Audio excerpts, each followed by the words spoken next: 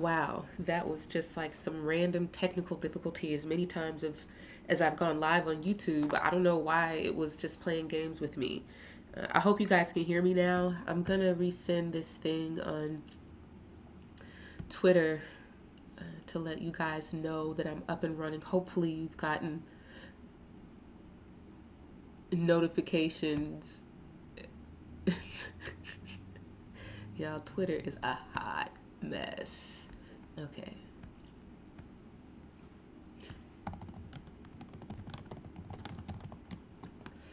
See, you can't be looking at social media when you're supposed to be doing professional business stuff. Okay, I know y'all can't see me though, so, just bear with me. All right. Let's see here. I think y'all can see me now. I can see clearly now. The fog is gone. Well, that wasn't really fog. That was just a graphic. But hello, hello, hello. Welcome to July. Well, it's not July. It's June 29th. But it is time for the July forecast. And I'm so excited. I stayed up all night writing these pretty notes. Aren't they so pretty? Look at those colors. This is the month we've all been waiting for. This is the time that we've all been waiting for. I've been talking about it forever and ever and ever. And y'all know I'm a little dramatic. I like to hype things up. But for real, when I tell y'all that stuff is about to go down, does it not go down? It goes down. And it's going down now. And we've got way more down to go. That sounds really scary and wrong, but I don't really mean it that way. All I'm saying is summer is just getting started and heating up. And July is where the thick of it gets real thick. Okay? Two things. One, we are in eclipse season, which means that I am offering my annual eclipse special.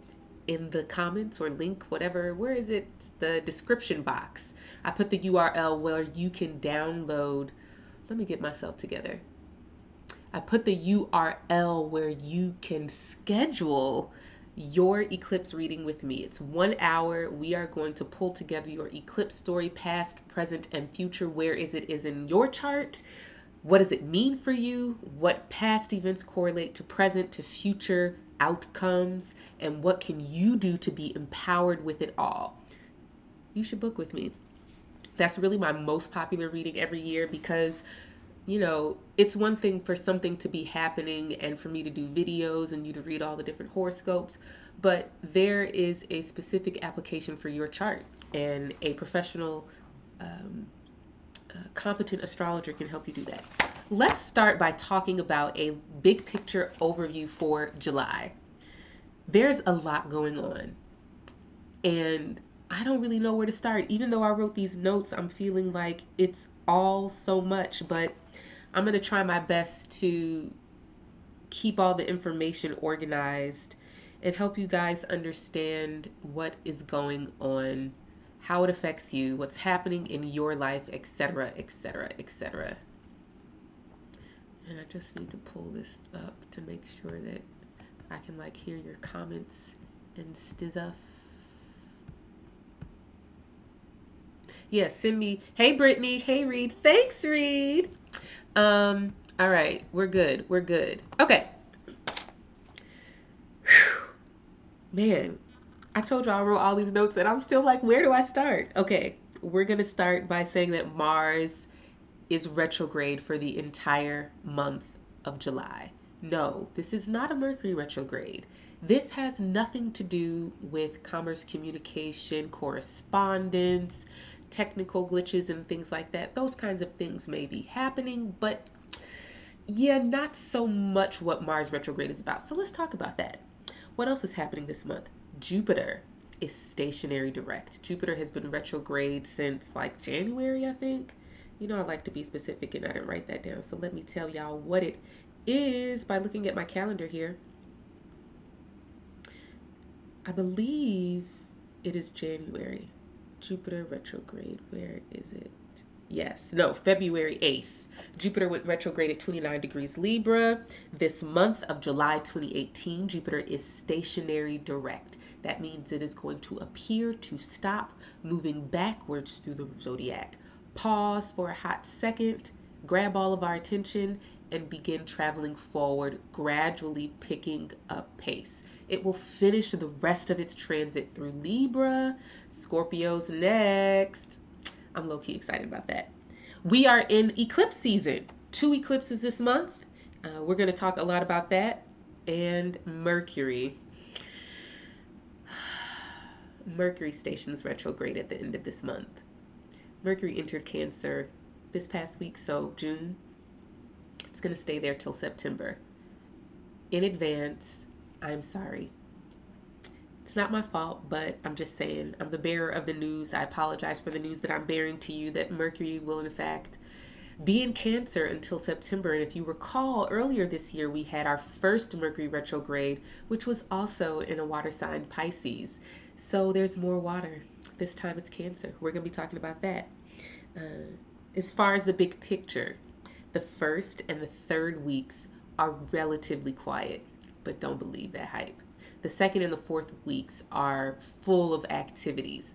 However, as I've talked about on Twitter, and I hope to reiterate here as I talk about everything that's happening this month, any aspect, configuration, whether that's a square or conjunction between two planets, whether that is a new or full moon, whether that is an eclipse, with the exception of planetary sign changes, all of those other configurations are most active, are most likely to produce events correlating to their significations and symbolism before it goes exact. Once it is exact, it's too late. Everything has already happened, okay?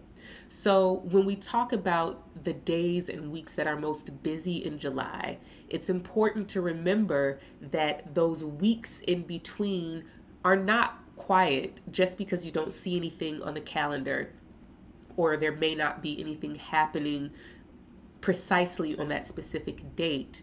Know that when we start talking about eclipses and retrograde stations and direct stations, especially the retrograde stations and direct stations, it is the fact that a planet is moving slower than its average speed that is the thing, right?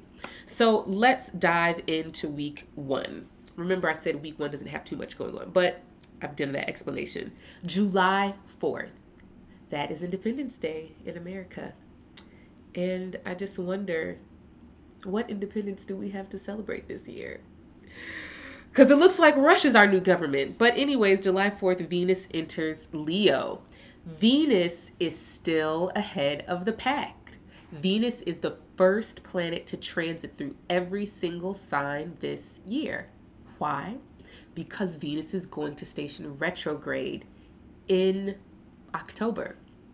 So a planet like Venus is preparing to stop and slow down. But in order to do that, it has to get its maximum distance ahead of the sun, which I'm trying to think, I think it's getting there now. And once it reached that maximum distance from the sun, which for Venus, I believe is 45 or 48 degrees, then the distance between the sun and Venus slows down until Venus is going to station retrograde in Libra just before the sun enters Libra, and then the sun will overtake Venus, and Venus will now be behind the sun. And as it goes retrograde, and then it stations direct and still slow, it is having its maximum distance behind the sun. Again, that's like 45 or 48 degrees for Venus. So Venus is the first planet to enter Leo. That means Venus is the first planet to help us revive and revisit all of those lovely conversations about the fixed sign eclipses that we had especially in 2016. Especially in 2017, the one that was at 3 degrees sidereal Libra on August 21st, which was a visible eclipse. That eclipse lasted 4 minutes, the one on August 21st, 2017. So that means we've got about 4 years for that story to play out. And a lot of that story had to do with what is going to happen with Donald Trump and his Russia nonsense. So every single time we get to this 3 degrees, 4 degrees of fixed signs, know that that story is like you thought it was dead, but it's not. It's come back. It was just pretending to be asleep in the crypt, and it's coming back alive. So Let me see what date that is. Obviously, I'll talk about this more in my weekly forecast that I do, but I do want to pull up my ephemeris here to see when Venus is going to reach 3 and 4 degrees Leo, because that's going to be all important for you, especially you Leo rising folks who thought that that was over. I'm sorry, it's not.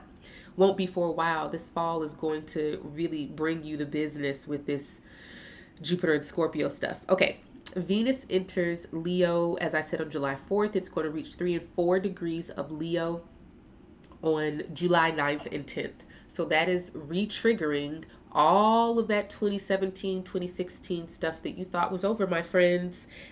Leo is the home of the sun. So anytime there are planets in the sign of Leo, that means they are subservient to the agenda of the sun. Before Venus can do Venus things, which is to unify and consider others, pull people and things together to adjust and conform and adapt and assimilate in order to unify and connect with others. Before Venus can do all of that, it has to consider Leo. Anytime we get planets in Leo, we are talking about presidents, we are talking about powerful men, we are talking about kings. We don't really have any kings in 2018, so that doesn't necessarily apply here, although there are some people who think they are kings. But Leo applies to all of those things. So the chain of command here is switching now.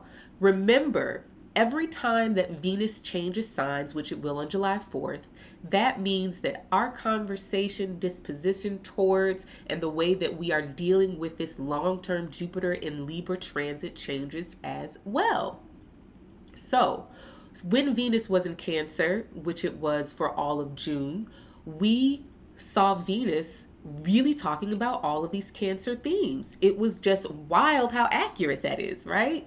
Cancer is the sign of the moon, which represents mothers and families and homes. And so as Venus moved through Cancer, all of these conversations about mothers and their children, the children and families who were being separated at the border. And because of the square and the hierarchy of command with the Jupiter, meaning Venus always having command over Jupiter while it's in Libra, and the square that perfected on the 25th, we saw litigation, attempts at legislation, and a critical mass of consensus. This is wrong, and we need to do something about it.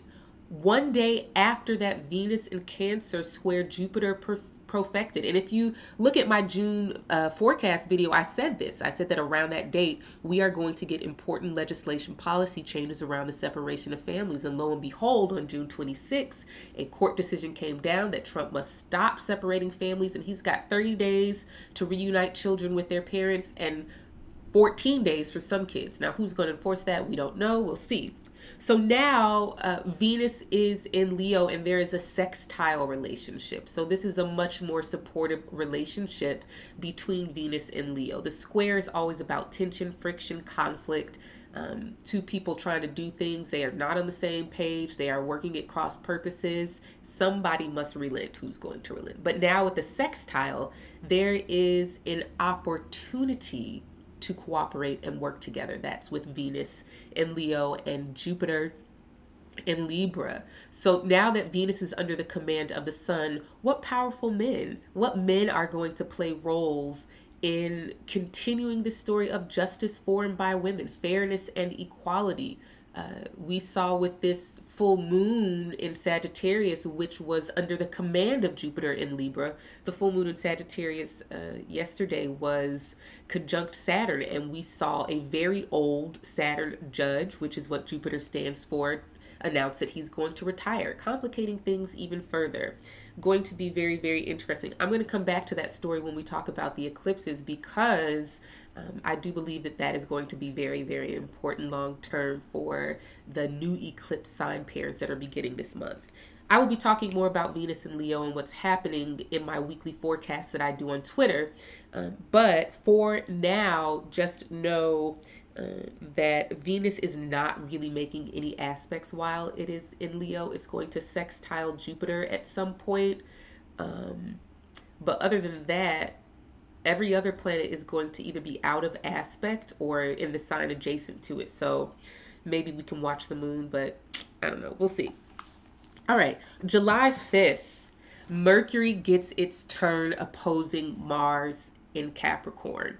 So We watch longer term transits be translated and provide context or be provided context by the quicker moving planets.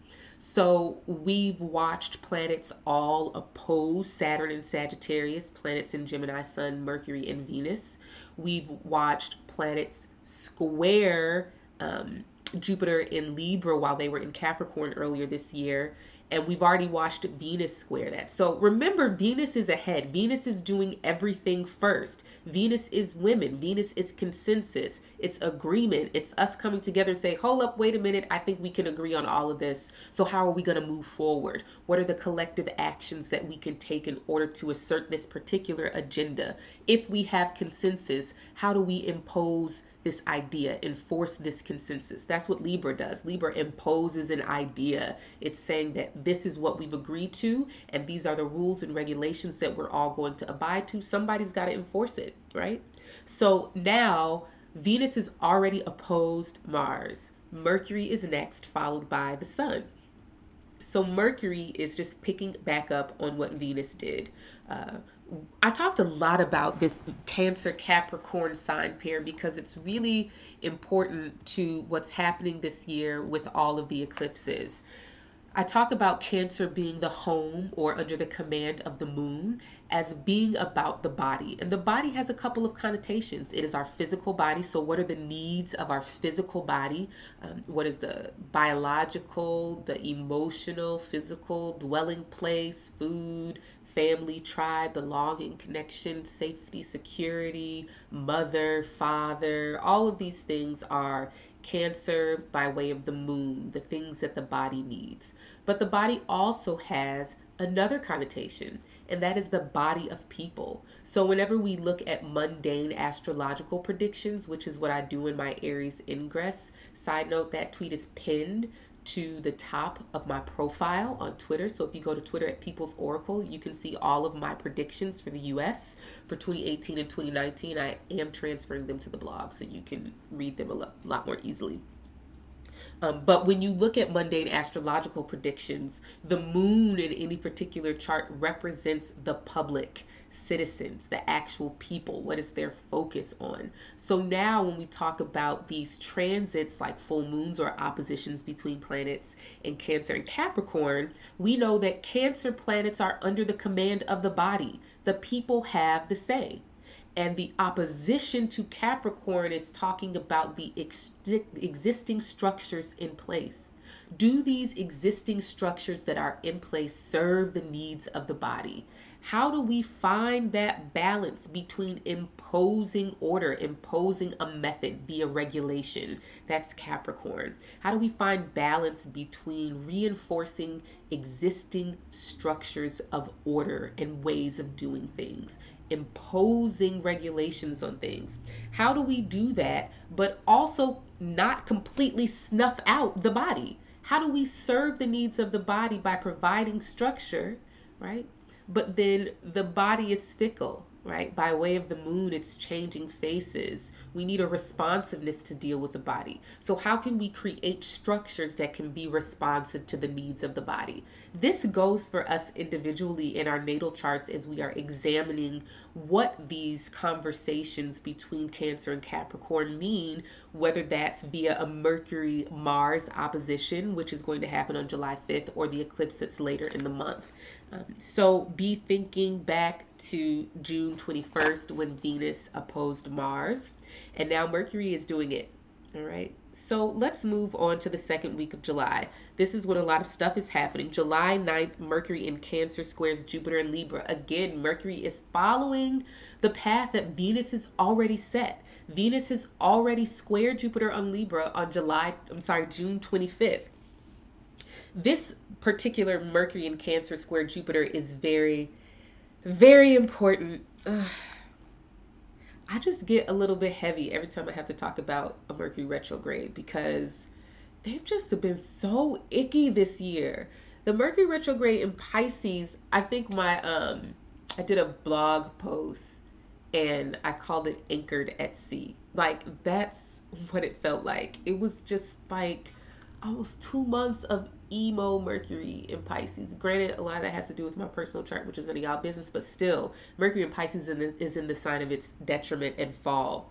So Mercury does not have that debility while it is in Cancer, but Mercury is going to square Jupiter in Libra 3 times because of the impending retrograde. So the first one is July 9th. The second one is after Mercury will have stationed retrograde. So it'll be moving backwards and it's going to be like stop, pause, repeat on August 11th. And then finally, the last one is going to be on August 28th. So we've got 3 squares between Mercury and Cancer and Jupiter and Libra. The first one is July 9th. Mercury in Cancer, I didn't really get a chance to tweet about that. I can't remember. It was just so much going on this week. It was really hard for me to personally keep up with all of the sign changes and aspects. But let me talk about Mercury a little bit because I think that's going to be very important this month. Mercury, as I've said, is going to be in Cancer July and August, some of June. So Mercury articulates. I feel like that is the best word for Mercury. Mercury articulates. It gives voice to, provides symbols and language for something. Okay? So in our natal charts, Mercury represents the language that we think in. Think to ourselves, think in. Mercury represents the language that we think in. Mercury represents the words that we use to communicate our perceptions. Mercury represents the work of our hands, our skills. Are we dexterous? Are we agile? Are we accident prone? How do we use our hands? What do we put our hands to? Mercury represents the arms and the shoulders, hands, body parts. So when we look at Mercury, we can understand some things about how something is being articulated. Excuse me. Remember, anytime a planet is not at home in its own sign where it has command, that means it is subservient to the agenda of another planet. Mercury in Cancer is subservient to the agenda of the moon. So before Mercury can articulate and communicate, Mercury must consider the moon. It must consider the needs of the body. So before Mercury can say anything, it is filtered through the cycles of the body, right? Again, when we say body, we are talking about our individual personal bodies and our collective body, the tribe, how we unify ourselves, what kind of biological significations define who is family to us. It could be non-biological too, but what kind of significations define who is tribe and who is family. So Mercury in Cancer can be a little bit of a wet willy, can we say? Having always to check in with the body can be exhausting. Gemini prefers to be in Virgo or Gemini. Mercury prefers to be in Virgo or Gemini.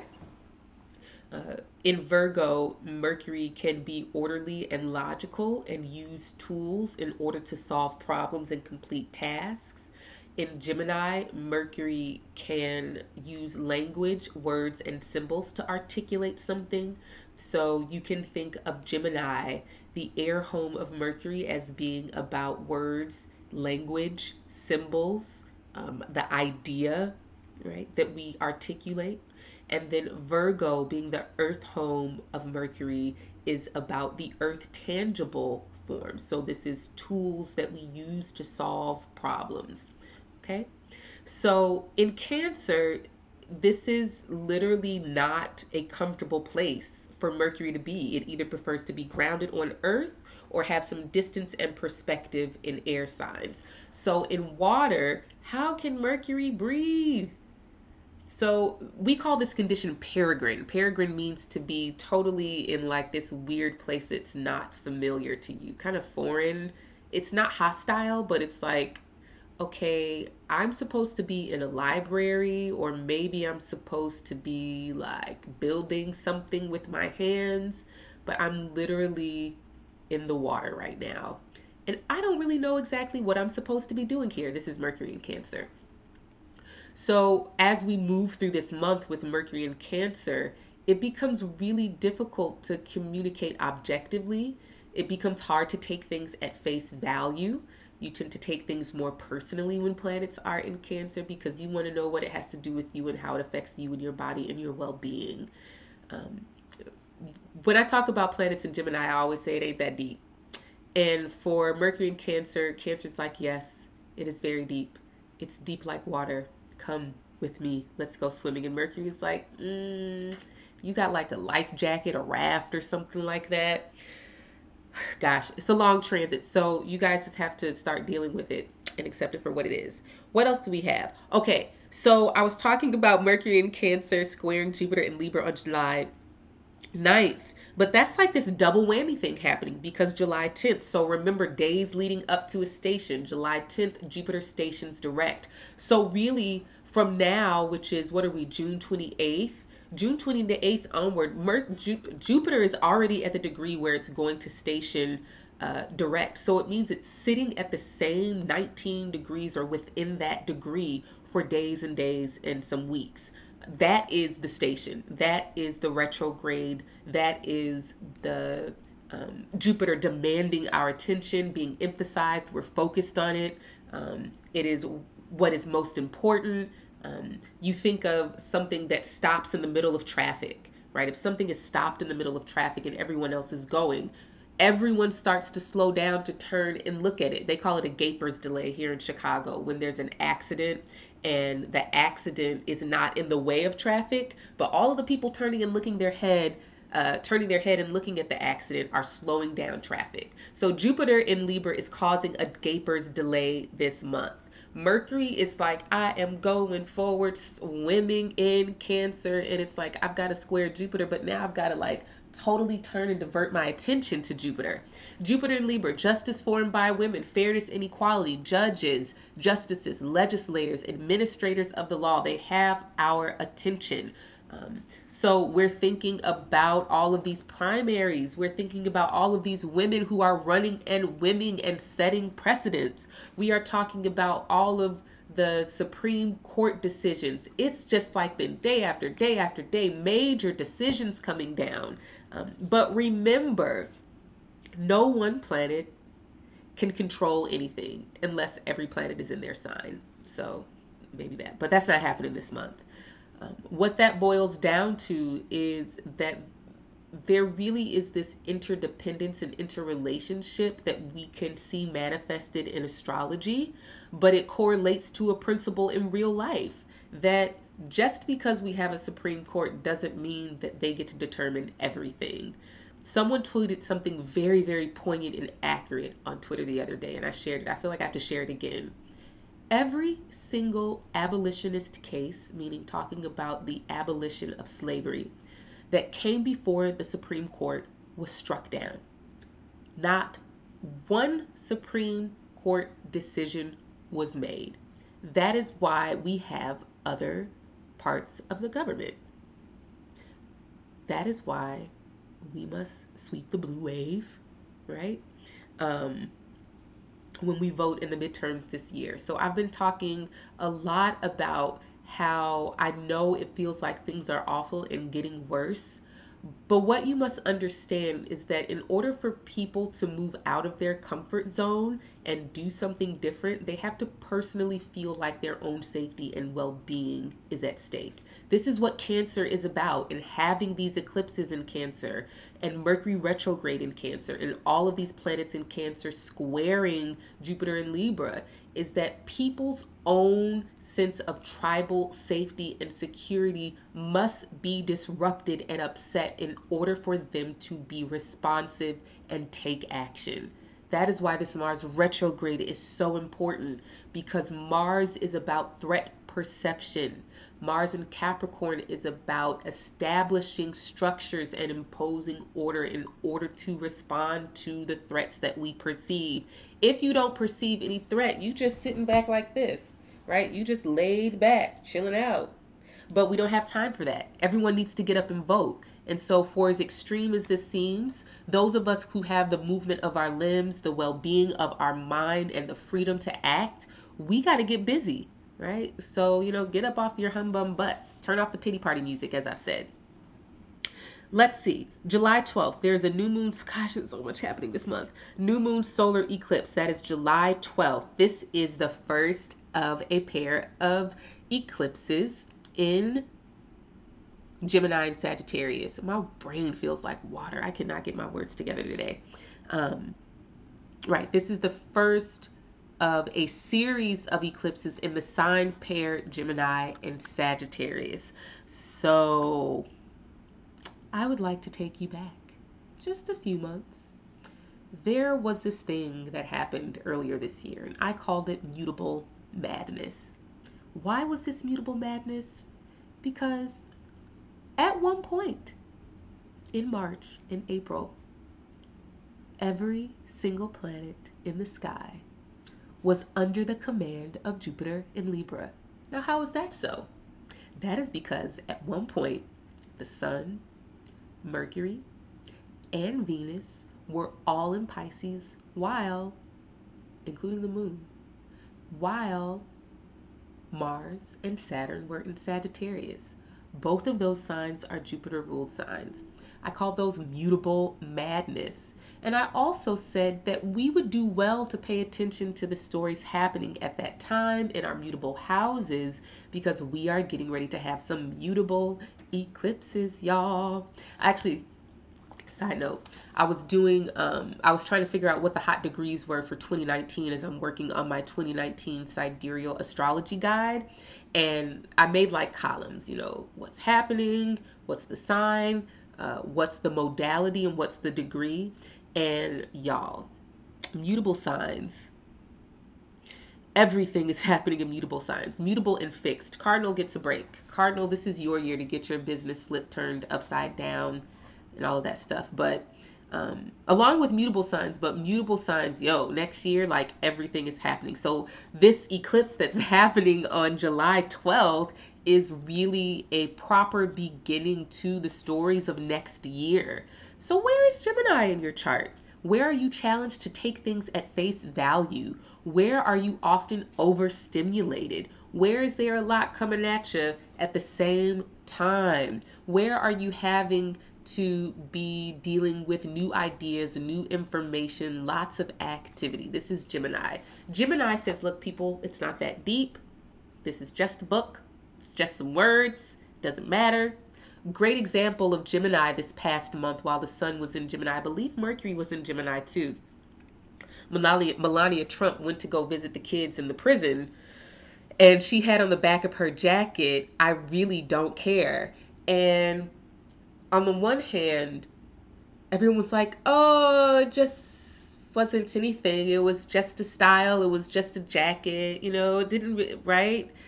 Take it at face value. However, we've got Saturn and Sagittarius. And so if you really think that you're just going to be able to say and do anything and not have consequences and not have something deeper about your values and your convictions implied by what you do and say, come again, my friend. Saturn and Sagittarius, which really is the opposing force to this eclipse on July 12th in Gemini, is saying, yeah, I know you don't think it's that deep, but it really is. We don't really have time to play. So if you are not very clear about what the intention behind what you are articulating is, then you've got another thing coming. We have watched so many public visible figures, politicians, celebrities, etc., really find themselves with their foot in their mouth. And Gemini is so good for this, right? Gemini is so good for, it was just a joke. I was just playing. And then somebody's like, right? Hands coming for you. Because you think that you could just say stuff and it doesn't really mean anything. However, Saturn is in Sagittarius. Keep reminding you people of this, that it is time to make your life and this world a living testimony of what you say you believe. So if you don't believe what you say, then don't say it. And if you're not sure what you believe, then you should probably shut up. And sometimes if you really do believe it, you should probably shut up, because you're not really ready for the consequences that are coming to you. Okay? So, Gemini, don't take it that seriously. It's not that deep. I was just playing with you. Good luck with that, people. All right. Anything else that I want to say? This first uh, eclipse in the Gemini and Sagittarius sign pair. This series lasts through 2020. So we're going to have a little bit of overlap, excuse me, between the Cancer Capricorn eclipses and the Gemini Sagittarius eclipses. But yes, please be thinking back to March and April and what was happening in your mutable houses, that is Gemini, Pisces, Virgo, and Sagittarius. And what is the story here? What was going on for you during mutable madness? This Gemini eclipse is like, all right, it's time to really get going. All right. July 16th is the third week. The sun enters Cancer, and that is all that is happening that week. I've already talked about Cancer. I'll probably do another thread on Cancer when the time comes, but let's move on. How many minutes are we in here? Oh, we're only 36 minutes in. I'm doing so great.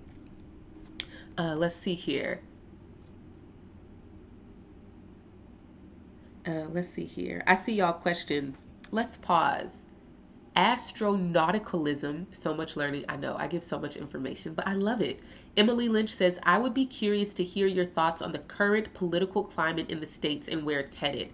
Emily, do you follow me on Twitter? That's all I talk about. I make predictions all the time.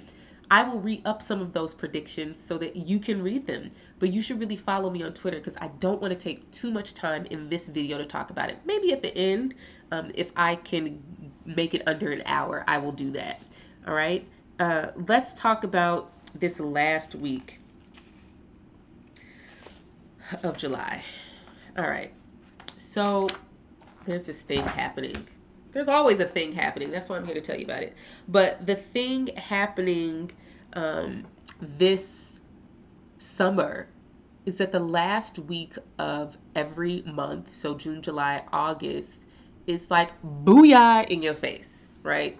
The last week of June, which we're finishing up now, was the full moon that was conjoined Saturn, Sun opposite Saturn, Mars stationary retrograde, Venus square Jupiter, and Mercury entered Cancer, right?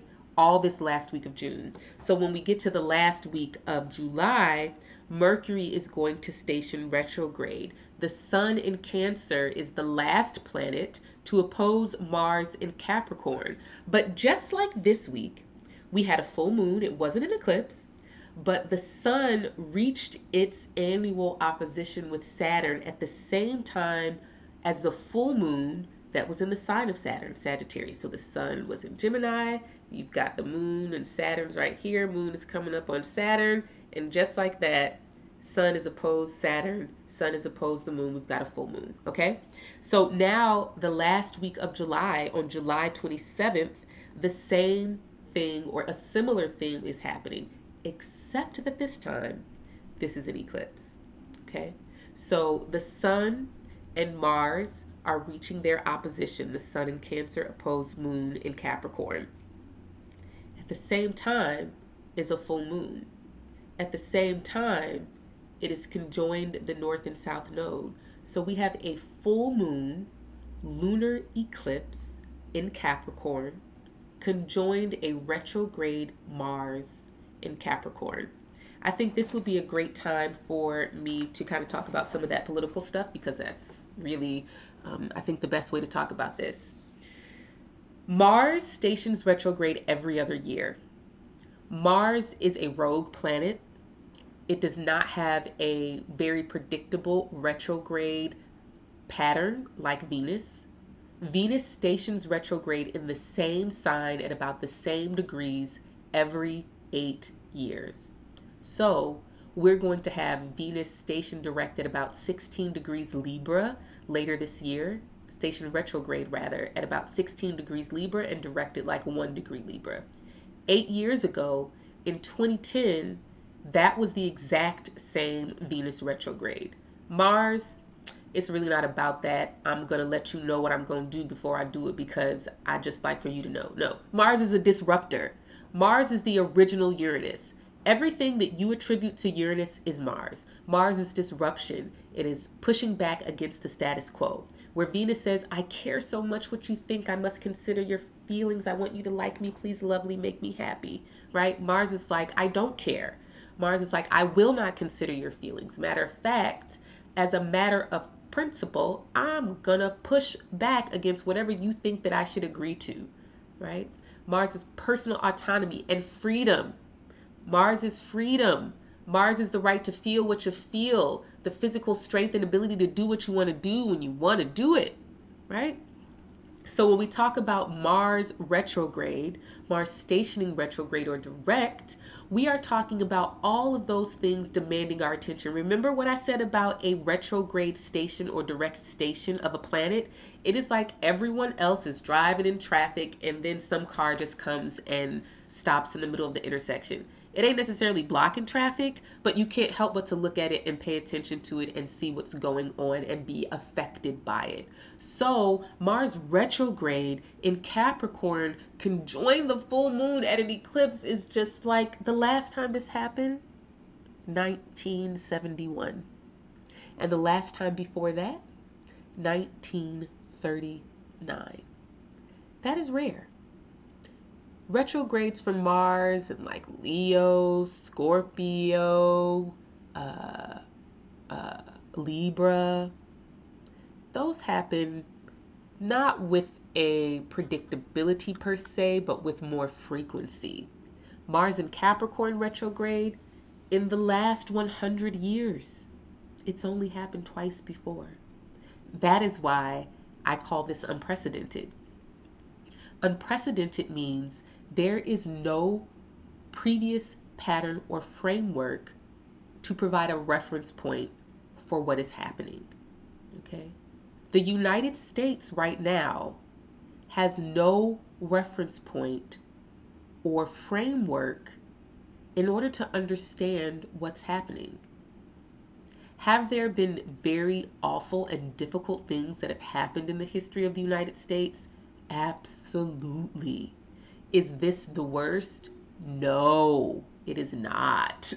All right. Tell that to the millions of people who died in the Civil War, right? They just found a pit of limbs, like that, people got injured in the war and they just chopped the limbs off and throw them in a pit. Like, do you want to be alive during that time? I definitely don't, because I would have been a slave.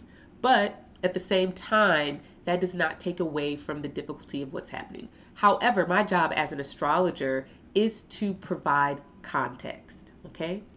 Larger picture. What is the pattern? What is the season and time we are in, okay? So this eclipse that is happening on July 27th, the last time it happened, there was an eclipse conjunct a retrograde Mars in Capricorn in August of 1971. That particular eclipse had a lot to do with the Vietnam War. Obviously, at that time, Nixon was doing dumb stuff that later, he resigned over. And also at that time, there were major changes in the banking and finance industry. Just some days after Mars station direct in 1971, President Nixon canceled any and all remnants of the gold standard and turned the US dollar currency system into a fully fiat currency. That means that the value of the dollar is pretty much fabricated. There is no physical, actual thing that is providing a reference point for value to the American dollar, right? So we've got this full fiat currency, no silver, no gold, no nothing, right? So now we are having a lot of currency, trade, finance, economic conversations. Just today, on June 29th, 2018, President Trump, news got out that he said he wants to leave the World Trade Organization. Now, if you have read my thread of predictions that I did on August 12th for the United States, you'll know that I said the major focus of the US this year is on the economy. And because Scorpio is rising and Mars is in the second house of the US Aries ingress chart, we know that this year is a lot about self-protective measures regarding our economy. Okay? So that's happening. Now, as far as the Mars in Capricorn and the full moon, Capricorn's keywords are sobriety, transactional, and economy. These are all related. How can I soberly assess the resources available to me? How can I invest those resources so that I am getting a return commensurate with what I'm putting in? How can I make the best use of what it is that I have? That is sobriety, transactional, and economy. So for this eclipse, this is a collective conversation, right? This has been the focus of much of the policy change in the US right now. How can the US, according to the standards of Donald Trump, get a better return on its investment? Whether that's in the United Nations, the World Trade Organization, trade agreements, tariffs, right? Trump seems to think that we're not getting a return on our investment. So he's applying tariffs to all of these imports, but that actually ends up raising prices for Americans and American goods. So that's really a huge part of the conversation regarding this eclipse and what it means politically and collectively. Now let's get to some personal application. In our own lives, we are having conversations about how we can create structures that respond better to our needs. Are we really in tune to our needs? Are we responsive to our bodies? Do we know what our bodies actually need? Capricorn says you can be responsive, but you only have $5. And if you need to eat for a week, then you need to learn how to be responsive within the constraints. You need to regulate your body, regulate your resources, and make the best use of them. So what resources, skills, and talents do you have? How much money do you have? Are you budgeting? What resources are available to you? Now, the important thing to understand about Cancer and the moon is that the moon is about tribe and family. Capricorn's sin is believing that it has to do it itself. Capricorn can get really caught up on, if I want it, I must earn it so that I can deserve it. However, the planet that has command over the affairs of Capricorn is Sagittarius. Lord help me today. I don't think I'm going to do well during this Mercury and Cancer transit. It's killing me. The planet that has command over the affairs of Capricorn is Saturn, which is in Sagittarius.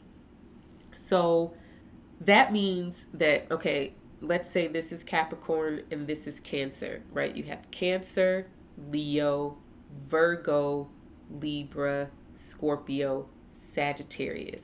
In the 12th sign, so we can go this way: Capricorn, Aquarius, Pisces, Aries, Taurus, Gemini, Cancer, right? Sagittarius back here, the 12th sign from Capricorn.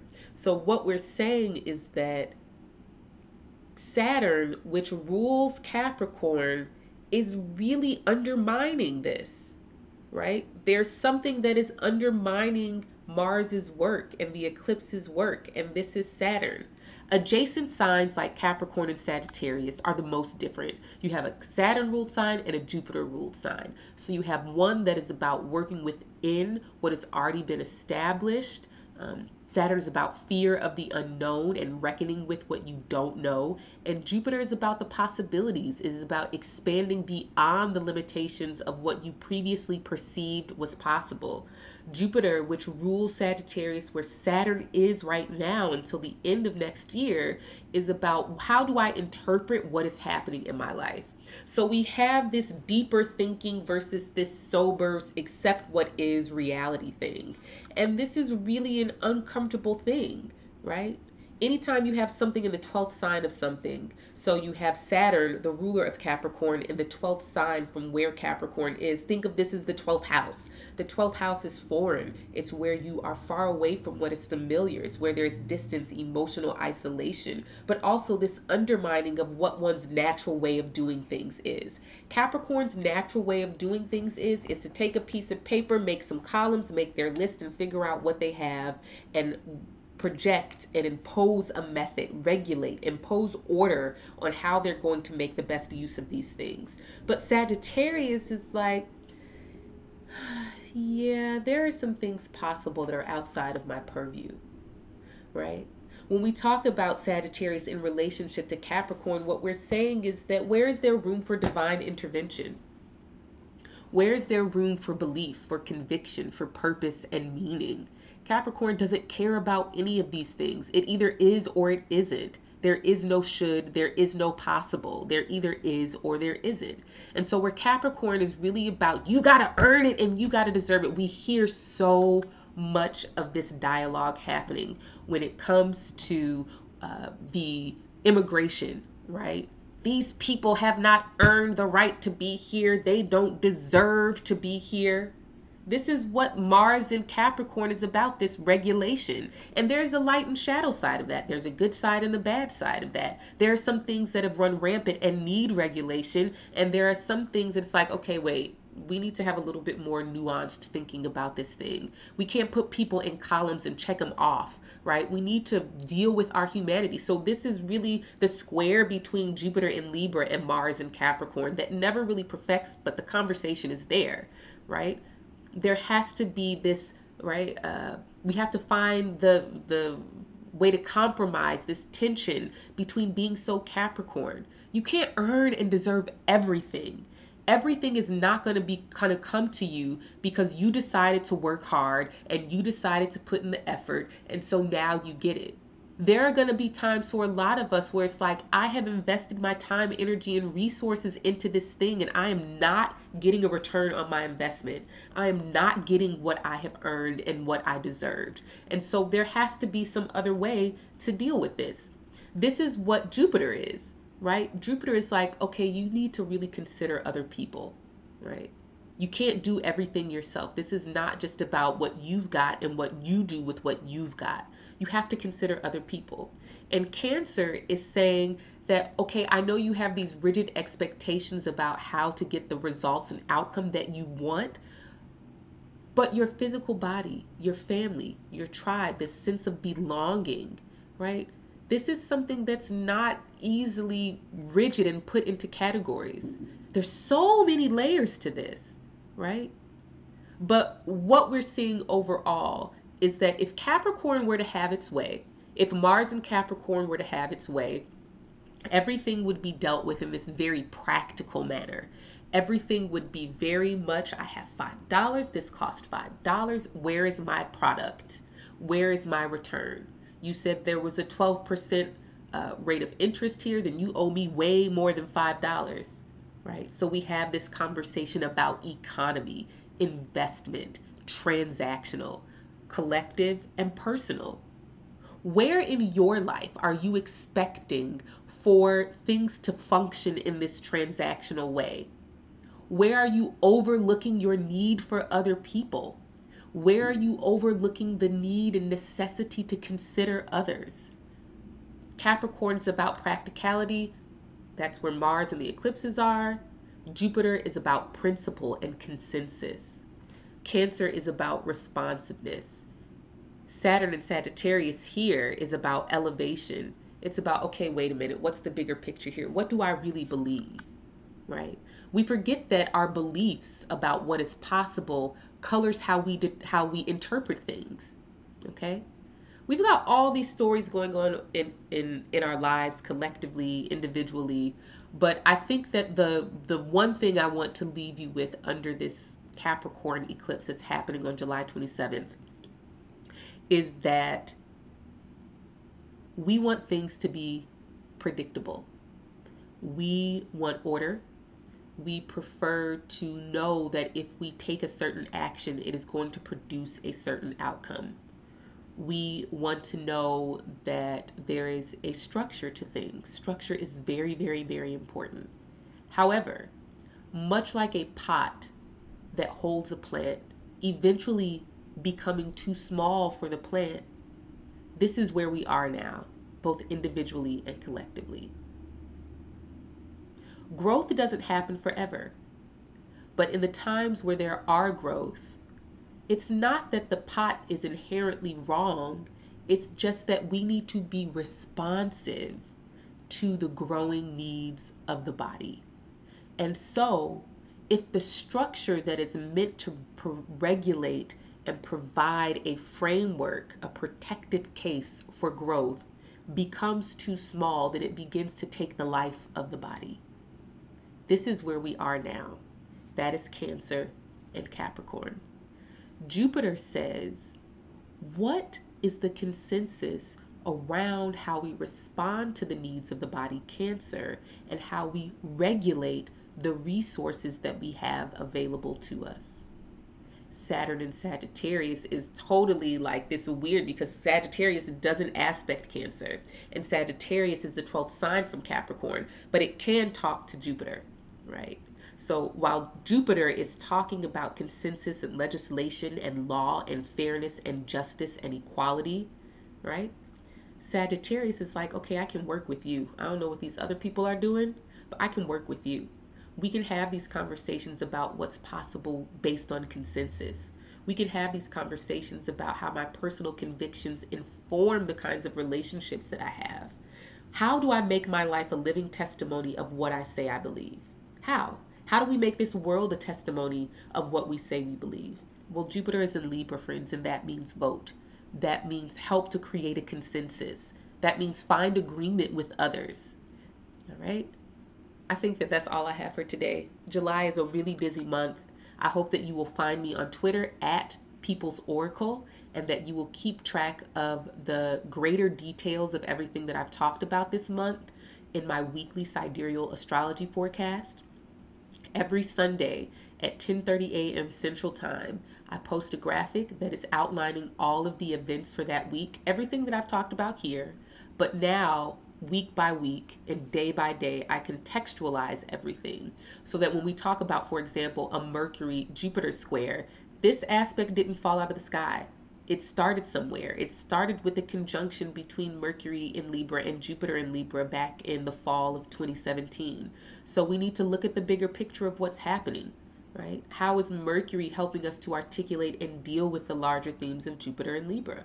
Okay, that's in my weekly Sidereal Astrology Forecast at People's Oracle on Twitter. Finally, with regard to all of this eclipse stuff that I just finished talking about, there is a specific application for your life. And because I feel like this is really kind of the important astrology of each year, eclipses are like bends in the road. And we can look back on the days and weeks of following around eclipses as these turning points in our lives where things really shift dramatically.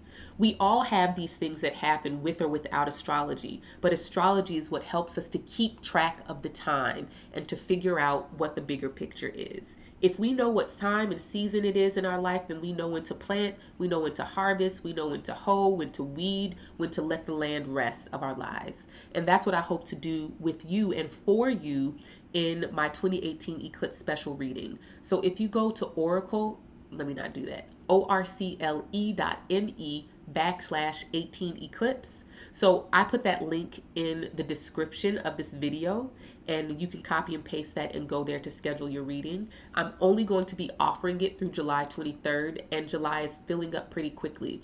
So if you would like to take part in that special, then you should do that. In the meantime, I hope you all are taking care of yourselves. I hope you are finding appropriate outlets for this Mars energy. I see a lot of people are working on being sober. They are letting go of their addictions to food, drugs, alcohol. There are a lot of people who are starting intense physical workout regimens. I'm one of them. I am getting more. I walked 5 miles yesterday. I'm not a runner, but I did walk 5 miles yesterday. And yeah, I hope that you're finding an outlet for that. Other outlets are to not quench your anger, but to channel it. If you don't like the way things are, then get up and do something. Vote. Come together. Find consensus. Organize, right? That's the way that we're going to get through this with each other. I love doing this. This was really great, and I look forward to seeing you guys on Twitter and next month doing the August 2018 forecast. You guys take care of yourselves. Bye.